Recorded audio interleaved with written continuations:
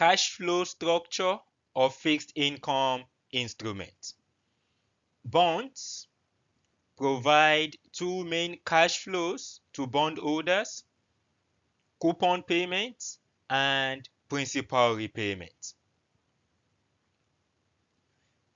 The structure of these cash flows, that is, coupon payments and principal repayments, varies, and our focus as far as this reading is concerned would be to explain how principal and coupon payments are structured for different types of bonds.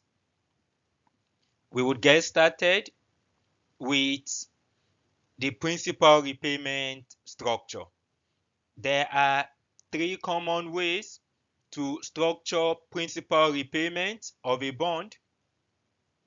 We have bullet repayment, fully amortized repayment, and partially amortized repayment. Let us get started with bullet repayment structure. In a bullet repayment structure, the entire principal amount is paid back at the bond's maturity. So that we are all on the same page, let us look at this example. Assume we are dealing with a bond with 5-year maturity, coupon rate of 6%, and the par value of $1,000. We can easily compute the coupon payment. The coupon payment will be the coupon rate, which is 6%, times the par value of 1,000. That implies that the coupon payment will be $60. In a bullet repayment structure, the entire principal amount is paid back at maturity. No principal repayment happen during the life of the bond. So from what we have here, we would agree with me that the bond holder receives $60 each year as coupon payment and receives the full principal of $1,000 at the end of the 5th year.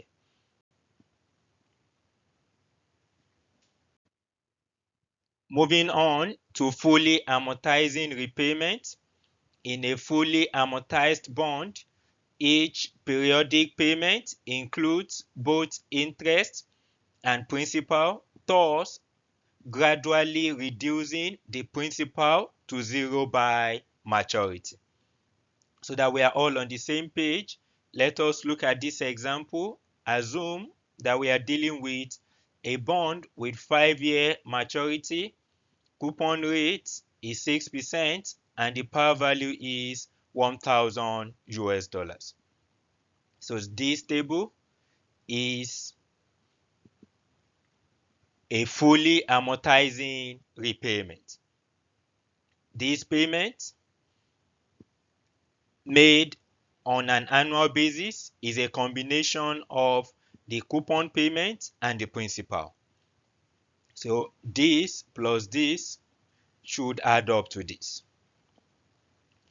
So on a yearly basis, a certain amount is being paid to reduce the principal. The principal amount is $1,000. If you add the whole of this together, I expect you to get $1,000. How was this payment gotten? If you're interested in how I got this payment, N is 5 years using your financial calculator. I over Y is 6%. It is 6% because for a bond issued at par, the coupon rate will be equal to the interest rate. So the interest rate will also be 6%. The present value, since the bond is issued at par, will be $1,000. The future value would be 0 because at the end of the 5th year, the bond will be worth 0. By then, the interest and the principal will have been repaid. Now, it is time for us to compute the payment. If you compute the payment using your financial calculator, I expect you to get this. Now that we know how this column was computed, where is this figure from? The beginning balance is 1,000 US dollars, and the interest, that's I over Y, the yield is 6%. The yield is 6% because the bond is issued at par, so I expect the coupon rate to be equal to the yield. So 6% of the beginning balance will be $60. The total payment made for that year is this amount. This 237.40 is a combination of the principal repayment and the coupon payment. Since the coupon payment is $60, that implies that the principal repayment will be 237.40 minus $60. And that was how this was gotten. Now to get the ending balance, this is the principal amount, but only 177.40 had been paid down from this beginning balance. So to get the ending balance will be 1,000, which is the beginning balance, then minus the principal repayment, which is 177.40. Then we should have this. The ending balance becomes the following year's beginning balance. If you are interested in the coupon payments, it will be 6% of this, and you should have this. If you are interested in the principal repayment, it will be the total payment, which is 237.40 minus this coupon payment, which is 49.36. If you are interested in the ending balance will be the beginning balance minus the principal repayment. The investor here receives a fixed annual payment of this, as I explained earlier, and this fixed amount covers both interest and the principal repayment.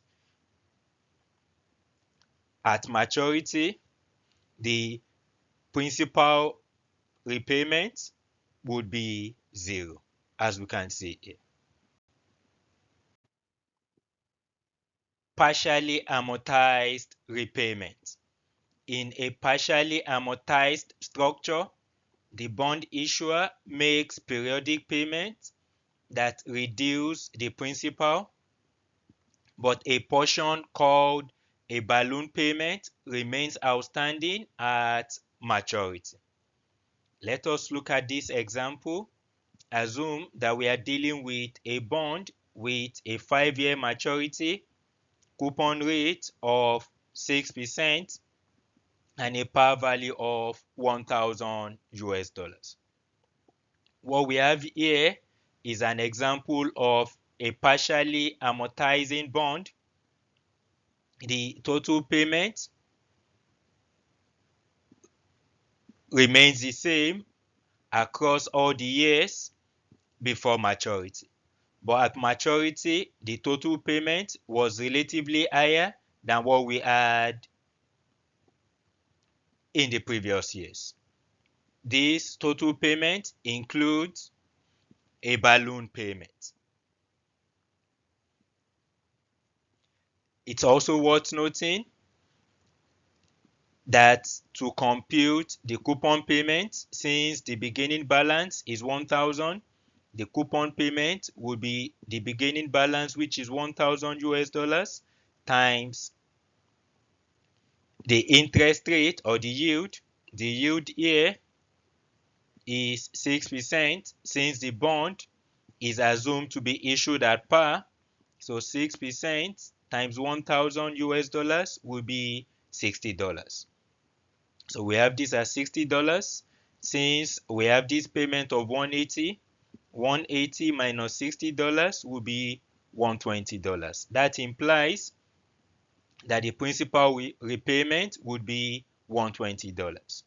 To compute the ending balance, it will be the beginning balance minus the principal repayment.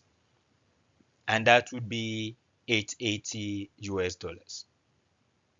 It is worth noting that each of these payments is a combination of the interest payment and the principal repayment.